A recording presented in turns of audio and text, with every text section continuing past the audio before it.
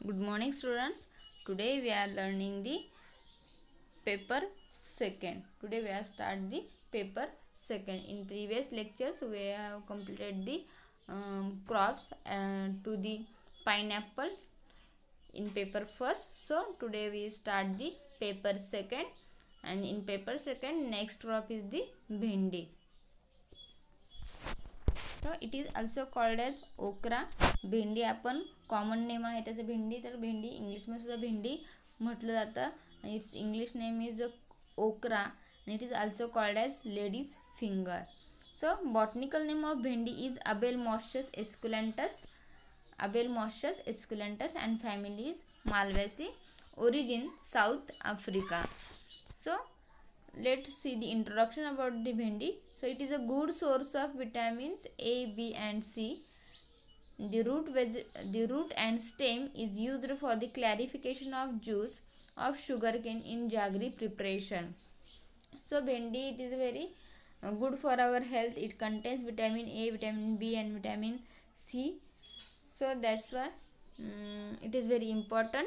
And the root and stem of bhendi are used for the clarification of juice. म्हणजे ज्यावेळेस आपण गूळ तयार करत असतो, जॅगरी प्रिपरेशन म्हणतो, त्यात ती गूळ तयार करत असतो. ज्यावेळेस उसापासून आपण ते गूळ तयार करतो त्यावेळेस त्याच्यामध्ये क्लॅरिफिकेशन असतं, जे काही पार्टिकल्स असतात की ज्याच्यापासून घाण डर्टी पार्टिकल्स असतात, तर ते आपण एका साईडला घेण्यासाठी किंवा त्यांच्यामधून स्वच्छ करण्यासाठी, तो ज्यूस अगदी स्वच्छ करण्यासाठी आपल्याला भेंडीचं जे स्टेम आणि रूट असतं त्यांचा यूज त्याच्यामध्ये केला जातो for the clarification of that juice.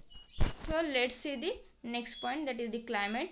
This crop requires a long warm growing season and is susceptible to frost. The crop grows best in warm and moist climatic conditions, and the temperature below 17 degrees Celsius and above 42 degrees Celsius is not suitable. So जरी हा भेंडी crop हे मालवेसी फॅमिलीमधला असलं तरी Solanaceae फॅमिलीमध्ये प्रत्येक क्रॉपला it grows in long warm growing season. So that's like bhendi can also be grown in long warm growing season. जसं त्यात सोलानेसी क्रॉपला most of the rainy season लागत असतं किंवा जे काही त्यांचं टेम्परेचर असेल ते कमी असतं, वॉर्म ग्रोईंग सीझन लागत असतं. तर त्याचप्रमाणे भेंडीला सुद्धा त्याच प्रकारचं क्लायमेट लागत असतं. And so that's why it is susceptible to frost. अगदी खूप थंडी पडली तर त्या काळात भेंडी चांगल्या प्रकारे येऊ शकत नाही. So the crop grows best in warm and moist climatic condition and the temperature below 17 degree Celsius आणि above 42 degree Celsius is not suitable. साधारणतः 17 डिग्री सेल्सिअसच्या खाली आणि 42 डिग्री सेल्सिअसच्या वर जर टेम्परेचर असेल तर they cannot suitable for the bhendi cultivation. Then next point is soil. It can be grown on all types of soil but grows well manured and well drained soil. So vegetables are most of the can be grown in anywhere. कुठल्याही ठिकाणी आपण vegetables grow करू शकतो, but soil should be well drain असलं पाहिजे. As compare to आपण जर व्यापारीदृष्ट्या जर भेंडीचं कल्टिवेशन करत असेल तर त्याची सॉईलसुद्धा अगदी वेल मॅन्युअर्ड असली पाहिजे. Then varieties of bhendis are Parbhani Kranti, Pusa Makhmali, Pusa Sawani, bhendi number 13 etcetera. Parbhani Kranti, Pusa Makhmali, Pusa Sawani, bhendi number 13. So Parbhani Kranti, it is the variety which is resistant for the yellow vein mosaic disease. जो येल्लो वेन मोझॅक डिसीज हा व्हायरल डिसीज भेंडीमध्ये येतो की ज्याच्यामध्ये त्याची पानं पिवळी पडतात किंवा त्यांच्या व्हेन्स असतात, व्हेन्स फक्त पिवळ्या पडतात, बाकीचे जे लीव्ज राहतात ते ग्रीन राहतात. So that's why it is called as yellow vein mosaic. आणि ते एक मोझॅकची डिझाईन दिसते, पण येल्लो डॉट थोडे थोडे दिसतात, त्याच प्रकारे ह्या लीव्ज आपल्याला दिसतात. So that's why it is called as yellow vein mosaic disease. And Parbhani Kranti, it is a resistant variety, म्हणजे ती प्रतिकार करू शकते. तर त्या व्हरायटीमध्ये परभणी क्रांती या व्हरायटीमध्ये येल्लो व्हेन मोझॅक हा डिसीज येत नाही. So these are the important varieties: Parbhani Kranti, Pusa Makhmali, Pusa Savni, Bhendi number 13, etc. The next point is seed rate and spacing. In Maharashtra state, bhendi is grown in both seasons, particularly in rainy and summer season. Seed rate for summer season crop is 18 to 20 kg per hectare. Seed rate for summer season crop is 18 to 20 kg per hectare, and that for rainy season crop is 8 to 10 kg per hectare. 8 to 10 kg per hectare.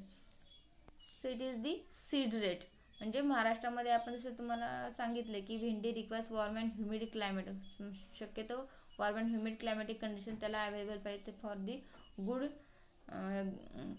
Development. So most of the raining सीझनमध्ये भेंडी follow करतात, but as well as in summer सीझनमध्ये सुद्धा आपण ती भेंडी follow करतो.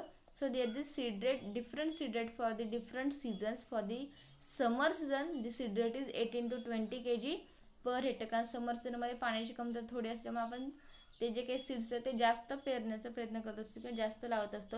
And for rainy season, प्रत्येक रेनी सीझनमध्ये इट रिक्वायर्स लेस, म्हणजे जो काही सीड आहे तो कमी लागतो कारण पाणी भरपूर असतं. So that's Y 8 to 10 kg per hectare. तुम्हाला जर भेंडीचं सीड रेट विचार या दोन्हीपैकी एक लिहिला तरी चालू शकतो, पण जर तुम्ही असं मेन्शन केलं की समर सीझनसाठी 18 to 20 आणि रेनी सीझनसाठी 8 to 10 kg, तर तुम्हाला ते याचप्रमाणे लिहिलं पाहिजे. चुकून समर सीझन आणि रेनी सीझन तुम्ही मेन्शन केलं तर ॲक्युरेट तुम्हाला सीड रेट लिहिता आला पाहिजे. सो त्याच्यापेक्षा तुम्ही कोणताही एक सीड रेट लिहा. It requires that seed rate. बऱ्याच वेळा काय होतं, मग सीड रेट तुमचा उलटा केला जातो. समर सीझनला 8 ते 10 केला जातो आणि रेनी सीझनला 18 ते 20. त्यामुळे तिथे चुकू शकतं. जर तुम्ही कन्फर्म असाल की समरला कोणता आहे, रेनीला कोणता आहे, कुठल्याही क्रॉपच्या बाबतीत, तर सीड रेट तुम्हाला जर परफेक्ट माहीत असेल अर्लीसाठी लेटसाठी कसं असेल तर ते तुम्हाला परफेक्ट तुम्ही लिहा. किंवा एक common the seed rate for bhendi is 18 to 20 kg per hectare असं लिहिलं तरी चालू शकतं. And the spacing for rainy season crop is 45 by 30 centimeter, and that for summer season crop is 30 by 20 centimeter. Spacing सुद्धा त्याचप्रमाणे. जर स्पेसिंग तुम्हाला perfect माहीत असेल तर समर सीझनसाठी वेगळं आणि रेनी सीझनसाठी वेगळं असल्या, जर नसेल माहिती तर दोन्हीपैकी कुठलेही एक कॉमन लिहिलं तरी चालू शकतं. 45 by 30 centimeter for the rainy season. Rainy सीझनला आपण थोडंसं लांब घेतो आणि फॉर समर सीझन जवळजवळ घेतो कारण त्याच्यामध्ये पाण्याची कमतरता असते. So spacing for summer season is 30 by 20 centimeter. So it is about the seed rate and spacing. The next point is manures and fertilizer. Near about 30 tons of FYM should be applied in soil before sowing, and the recommended dose is 100 kg of nitrogen, 50 kg of each phosphorus and potash per hectare. तर manure fertilizer सुद्धा आपले वेळ असले पाहिजे. साधारणतः 30 tons FYM should be applied before the sowing. जसं आपण कोणत्याही प्रकारची शेती करायची किंवा सोईंग करण्याच्या आधी आपण त्याच्यामध्ये मॅन्युअर्स अँड फर्टिलायझर मिसळणं गरजेचं आहे. FYM मिसळणं गरजेचं आहे. नंतर 30 टन आपल्याला FYM for the 1 hectare area लागतो. And the recommended dose for manure fertiliser for the bhendi is 100 kg of nitrogen. साधारणतः 100 kg nitrogen, 50 kg each phosphorus and potash. The next point is harvesting. So bhendi fruits are continuously harvested every second or third from the time when the first fruit is formed, and only tender young fruits are harvested. तर बऱ्याच वेळा भेंडी crop हे कल्टिवेशनसाठी विचारलं जातं, तर त्याच्यामध्ये मुलांना हार्वेस्टिंग हे व्यवस्थित लिहिता येत नाही. तर हार्वेस्टिंग ह्या पॉईंटमध्ये तुम्हाला थोडंसं डिस्क्रिप्टिव्ह पॉईंट आहे हा, त्यामुळे तुम्ही 2 ते 3 ओळीमध्ये हा पॉईंट लिहिणं गरजेचं आहे. तर याच्यामध्ये सांगितलं भेंडी फ्रूट्स कंटिन्युअसली हार्वेस्ट, म्हणजे आपण कंटिन्युअसली एकदा जर हार्वेस्टिंग त्याच्यामध्ये सुरू केलं तर कंटिन्युअसली हार्वेस्टिंग करतो. जर आज पहिल्यांदा हार्वेस्टिंग केलं तर तिसऱ्या दिवशी आपण त्याचं हार्वेस्टिंग करणार आहोत. म्हणजे एक दिवस आपण सोडून त्याच्यामध्ये सेकंड किंवा थर्ड डेला लगेच आपण त्यांचं हार्वेस्टिंग करतो. And only tender young fruits are harvested. बघा तुम्ही बाजारामध्ये जर भेंडी बघायला गेला तर तुम्ही नाजूक भेंडी असेल तरच ती घेतात. तर ती so that's why only tender young fruits are harvested. तर त्याला बाजारामध्ये व्यवस्थित मार्केट व्हॅल्यू मिळते आपल्याला. त्याच्यापेक्षा थोडी व्हॅल्यू जर भेंडी पुढे गेली तर त्याच्यामध्ये कोणत्याही प्रकारचा भाव मिळू शकत नाही. So these 2 symptoms are very important. That is पहिल्या दिवशी काढले तर तिसऱ्या दिवशी आपलं हार्वेस्टिंग केलंच पाहिजे किमान, किंवा सेकंड दिवशीसुद्धा आपण करू शकतो जर उत्पादन आपलं जास्त असेल तर. आणि त्याच्यापेक्षा महत्त्वाचं की जे ओनली टेंडर यंग फ्रूट्स आहेत तर ते आपण लगेच हार्वेस्ट केले पाहिजेत. Then next point is yield. yield of summer season crop is in between 50 to 70 quintal per hectare. साधारणतः भेंडीचे yield किती असणार आहे तर 50 to 70 quintal per hectare. and that of rainy season crop is 70 to 90 quintal per hectare. For summer season it is 50 to 70 quintal per hectare. summer season मध्ये थोडंसं कमी उत्पादन मिळतं, that is the 50 to 70 quintal per hectare. and that of rainy season crop is 70 to 90 quintal. 70 ते 90 quintal rainy सीझनला येईल त्याचं मिळू शकतं. So next point is pest and diseases. So they are the common pest for the bhendi are aphids, jassids, white fly etcetera. म्हणजे हिरवे तुडतुडे असतील, ॲफिड्स असतील, मवा असेल किंवा पांढरी माशी. व्हाईट फ्लाय म्हणजे पांढरी माशी म्हणतो आपण. तर these are the common pest. And then diseases powdery mildew and yellow vein mosaic. Powdery mildew म्हणजे भुरी रोग म्हणतो आपण त्याला किंवा येल्लो व्हेन मोझॅक. तर याच्यापैकी serious disease that is the yellow vein mosaic जो जास्त करून भेंडीमध्ये येतो. So this is a common viral disease in भेंडी. It is a viral disease and transmitted through white fly. तर कशाद्वारे हा ट्रान्समिट केला जातो व्हाईट फ्लाय. तर तुम्ही व्हाईट फ्लायला व्यवस्थित कंट्रोल करू शकला असेल तर येल्लो व्हेन मोझॅक हा डिसीज त्याच्यामध्ये येऊ शकत नाही. तर सो पहिल्यांदा आपल्याला व्हाईट फ्लायला कंट्रोल केलं पाहिजे. So it is transmitted through the white fly and due to this disease the fruits leaves become yellowish. Later on they turn brown and drying of fruits, shading of fruits and leaves takes place. साधारणतः काय होतं की त्याच्यामध्ये जर हा disease transmit झाला due to the white flies तर त्याचे जे काही फ्रूट्स असतील, लीव्ज असतील ते येल्लोइश होतात, त्यांच्या व्हेन्स येल्लोइश होतात आणि नंतर ते थोडे ब्राऊन पडून गळून पडतात. जे काही त्यांची पानं फ्रूट्स असतील तर ते गळून पडले जातात. त्यामुळे आपल्या उत्पादनाचं नुकसान होतं जर हा योग्य वेळी कंट्रोल नाही झाला तसं. That's why we have to control first white flies. So automatically yellow vein mosaic can be controlled easily. So there are the also control measures for the yellow vein mosaic. Parbhani Kranti is a resistant variety to this disease. जसे मी तुम्हाला अगोदर सांगितलं की Parbhani Kranti is a resistant variety to this disease and the white fly must be controlled by proper pesticide. White fly हे proper pesticide आधीच control करता आलं पाहिजे आपल्याला. and removal and destruction of affected plant should be done. removal and destruction of affected plant should be done. जे काही एखाद्या प्लांटवर disease आलाच असेल तर तो आपण पटकन रिमूव्ह केला पाहिजे आणि शेतापासून लांब नेऊन तो डिस्ट्रॉय करता आला पाहिजे. So it is about the yellow vein mosaic. There is a short note for the bhendi that is the hardening of seedling. म्हणजे आपण जे काही सीडलिंग असतात भेंडीचे, कुठल्याही झाडाचे व्हेजिटेबल सीडलिंग हे नाजूक असतात, त्यांचं स्टेम फार छोटं असतं. तर त्याच्यामध्ये आपल्याला कठीणाई त्यांना देता आली पाहिजे की स्ट्रॉंग बनवता आलं पाहिजे की at any condition they can be grown. कुठल्याही कंडिशनमध्ये, कुठल्या क्लायमेटिक कंडिशनमध्ये चांगल्या प्रकारे ग्रो होण्यासाठी आपल्याला हार्डनिंग करावं लागतं सीडलिंगमध्ये. मोस्टली हे ऑपरेशन आपण भेंडीमध्ये फॉलो करत असतो. It is a term applied to any treatment that makes the plant tissue firm, endures better unfavorable conditions such as severe cold, hot temperature etc.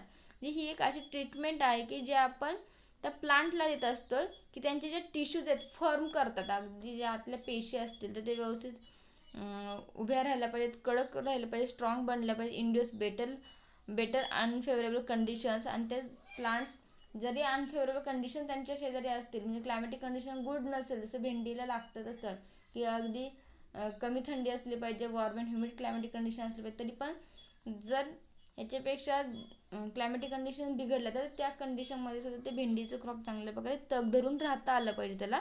So that's why this treatment is given. Mostly severe cold, hot temperature असेल तर भेंडी त्याच्यामध्ये survive करू शकत नाही. तर ह्या कंडिशनमध्ये सुद्धा भेंडीने सर्वाईव्ह करता आलं पाहिजे म्हणून हार्डनिंग ऑफ सीडलिंग ही ट्रीटमेंट आपण फॉलो करत असतो. So in that the plant show dark green colour as compare to unharden seedlings.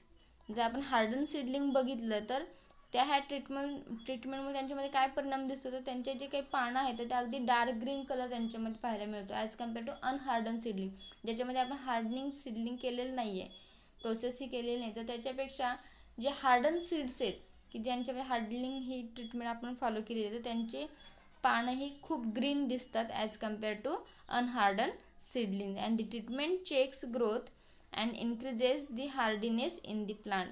तर ती ही ट्रीटमेंट त्याच्याच बरोबर त्यांची ग्रोथ किती झालेली आहे आणि हार्डीनेस म्हणजे कडकपणा त्यांच्यामध्ये किती आला आहे, स्ट्रॉंगनेस किती आला आहे हे सुद्धा चेक करत असते.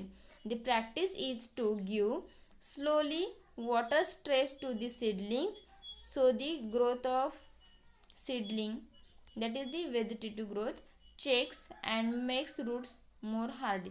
ती ट्रीटमेंट म्हणजे दुसरं काही नाही तर याच्यामध्ये आपण वॉटर स्ट्रेस देतो. जसं आपण फ्रूट प्लांट्समध्ये बहार ट्रीटमेंटमध्ये बघितले की मोठ्या झाडांना आपण साधारणतः वॉटर स्ट्रेस देतो तर तो साधारणतः 1 ते 1.5 महिन्याचा असतो तर त्याच्यामध्ये ती प्लांट्स टिकून राहतं चांगल्या प्रकारे. पण ही जी रोपं आहेत लहान तर त्याला साधारणतः आपण थोडा स्लोली वॉटर स्ट्रेस द्यायचा म्हणजे काही तासांचा, काही दिवसांचा, 1-2 दिवसांचा, 1-1.5 तासांचा वगैरे असं आपण वॉटर स्ट्रेस द्यायचं. त्यांना पाणी देत नाही आणि परत पाणी द्यायचं, परत पाणी बंद करायचं, परत द्यायचं. तर ही जी ट्रीटमेंट आपण त्याच्यामध्ये करतो तर त्याच्यामुळे त्याचे रूटसुद्धा स्ट्रॉंग होतात आणि जी व्हेजिटेटिव्ह ग्रोथसुद्धा आहे ती स्ट्रॉंग होते की जेणेकरून त्याला व्हेजिटेटिव्ह ग्रोथ चांगल्या प्रकारे आली पाहिजे and roots make hardy. So in this way we can harden the seedlings of bhendi easily. So here we completed the cultivation of bhendi. I hope you understand the cultivation of bhendi. If there is any question then ask me. Okay, thank you.